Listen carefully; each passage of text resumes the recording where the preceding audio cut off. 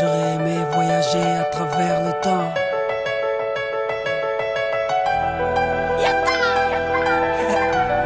J'aurais aimé voyager à travers le temps. Si j'avais eu le pouvoir de Hiro Nakamura, je serais parti revivre la naissance de Lenny et d'Inaya. J'aurais été à Sanaa, boycotter le décollage de la 310 de la Yéménia. J'aurais été voir mon grand-père une dernière fois, lui dire que je m'occupe de sa fille, qui ne s'inquiète pas. Je serais parti voir Martin Luther King, après son discours lui montrer la photo de Barack Obama. J'aurais été au temple d'Harlem, pousser Malcolm de la scène avant qu'une balle l'atteigne. J'aurais été dans la cellule de Mandela pour lui dire tiens le coup, tes idées seront président du Sud-Africa. Amoureux de Lady Diana, j'aurais créé un gigantesque bouchon sous le pont de l'Alma. J'aurais été aux Bahamas, pas pour les vacances mais pour vider la soute de l'avion d'Alia. J'aurais aimé voyager à travers le temps. J'aurais aimé voyager à travers le temps. J'aurais aimé voyager à travers le temps.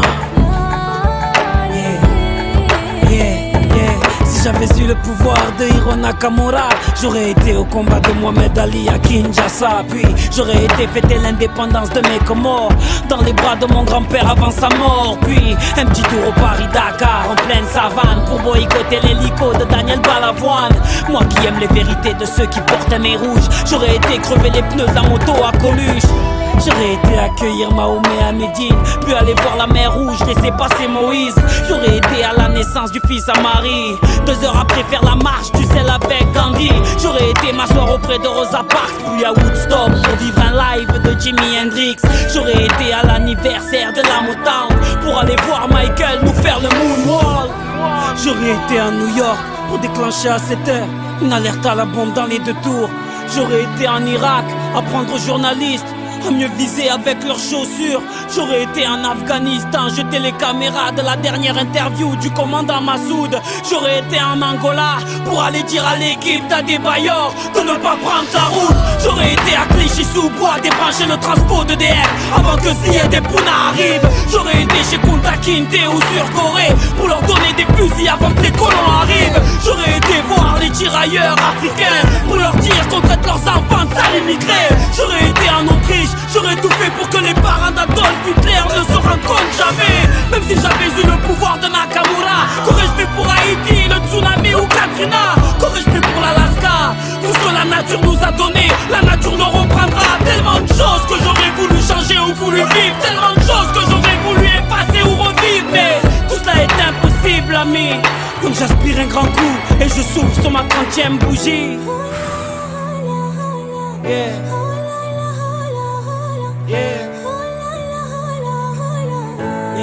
J'aurais aimé voyager à travers le temps. Mais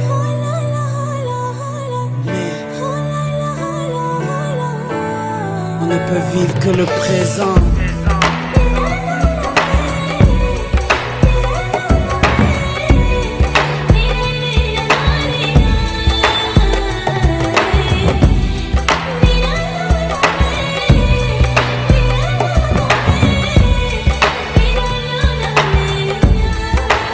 Vivre que le présent.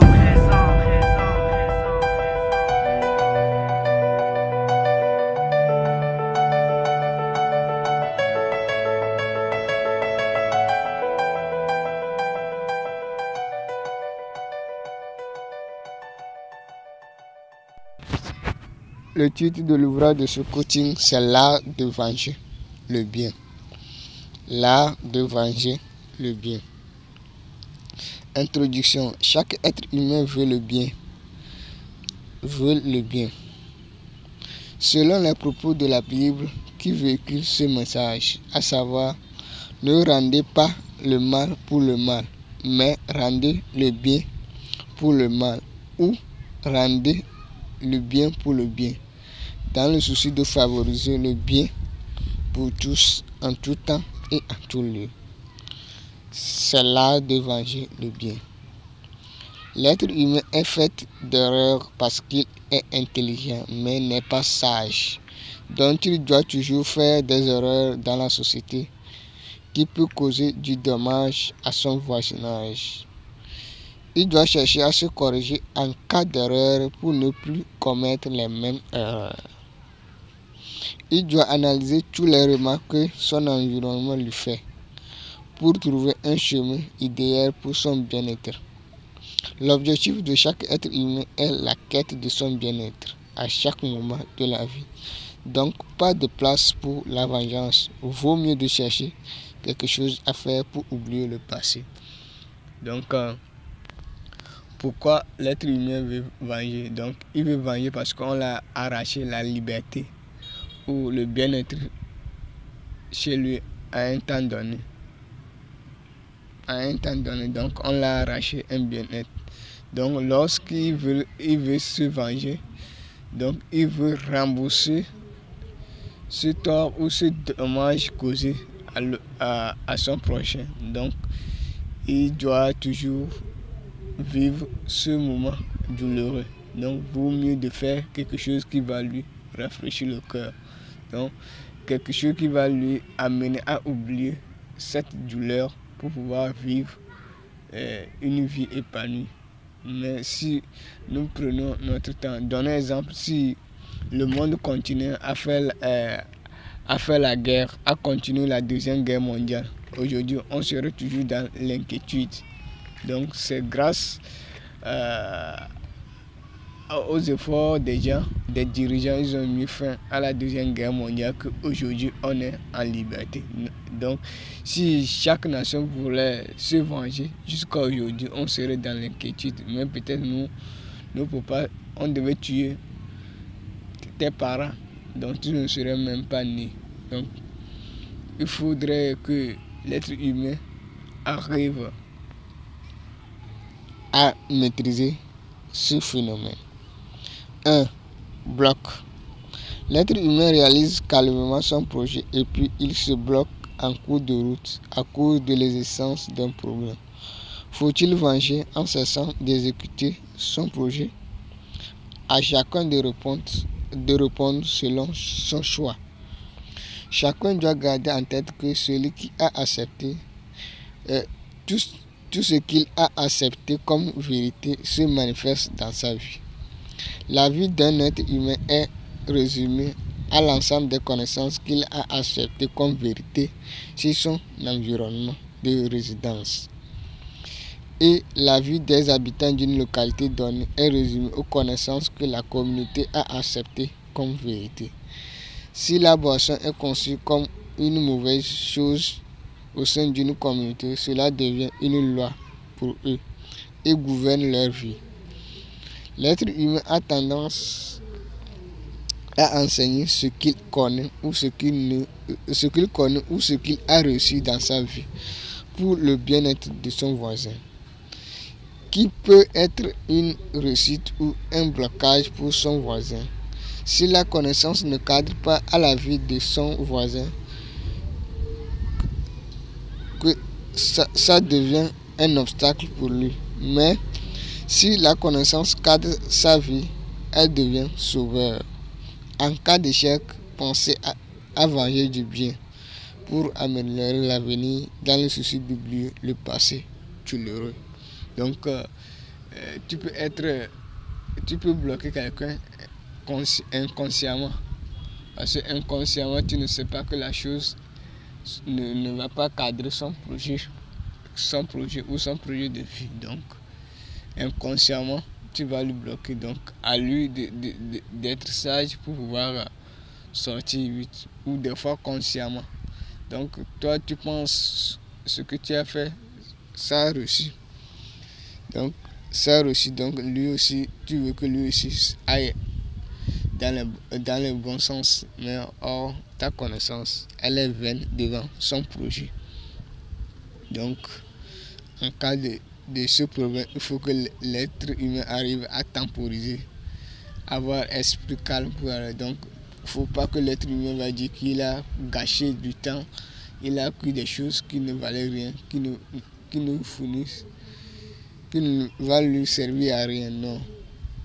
Le temps est passé, c'est déjà passé. Donc, il doit chercher à à réfléchir pour autre chose. Donc, il doit chercher seulement à trouver une autre route plutôt pour pouvoir avancer. 2. Espace de paix. Au funéraire, on a des pleurs du défunt et le silence. Et dans les buvettes ou concerts, on a la joie. Chaque entité attire ce qu'elle est. Point et trait. Voilà celui qui prie attire la bénédiction de Dieu sur sa vie. L'être humain doit développer en lui un espace de paix pour attirer dans son environnement ce qui lui ressemble.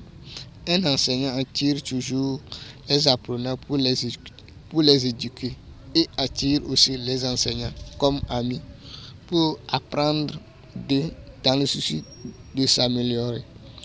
Nous devons vivre dans le bonheur avant de chercher à cohabiter avec quelqu'un qui est dans le bonheur.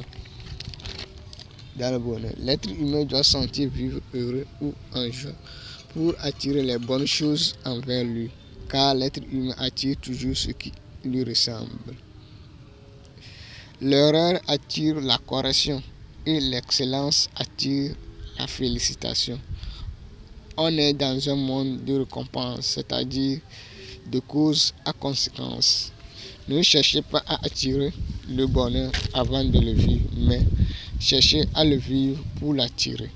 C'est une question de mentalité. Donc, nos mentalités nous jouent un grand rôle sur notre vie, sur l'ensemble de notre vie. Donc, si nous sommes agressifs, donc les gens auront peur de nous. Personne ne veut pas nous approcher. Mais si nous dégageons un sentiment de joie, de gaieté, de bonheur, ceux qui sont dans cette atmosphère vont venir vers vous. Donc, si vous voulez entreprendre, vous allez attirer les entrepreneurs.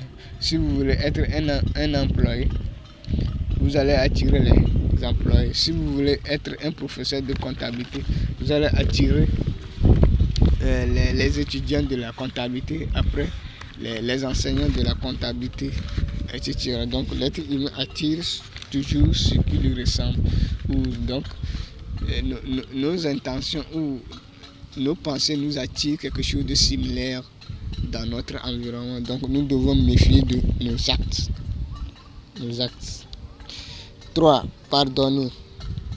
L'environnement de l'être humain lui réserve ce qu'il est. Point et barre. On dit souvent que Dieu pardonne à ceux qui pardonnent leurs voisins en cas d'erreur ou de faute. Donc celui qui pardonne son prochain en cas d'erreur ou de faute est condamné à être pardonné à son tour en cas d'erreur ou de faute. C'est la formule de la communauté que nous vivons. Donc on nous réserve toujours ce que nous faisons envers les autres. Selon mon point de vue, celui qui pardonne son voisin en cas d'erreur de faute est épargné de l'angoisse. C'est-à-dire, il est guéri de la douleur ou le poids du passé. C'est une notion du bien-être pour un être humain, dans le souci de s'épanouir. Donc, lorsque vous pardonnez l'autre en cas d'erreur ou en cas de dommage, donc vous êtes libéré. Donc, vous êtes libéré du passé. Donc, pour pouvoir réfléchir, l'être humain doit débarrasser des problèmes de la vie. Donc, doit avoir l'esprit calme. L'esprit calme avant de réfléchir. Donc, lorsque vous traînez les fardeaux d'hier, les fardeaux du passé, donc vous aurez la peine à bien réfléchir pour pouvoir résoudre vos équations pour réussir. Donc, vaut mieux de refuser la vengeance pour évoluer que de venger.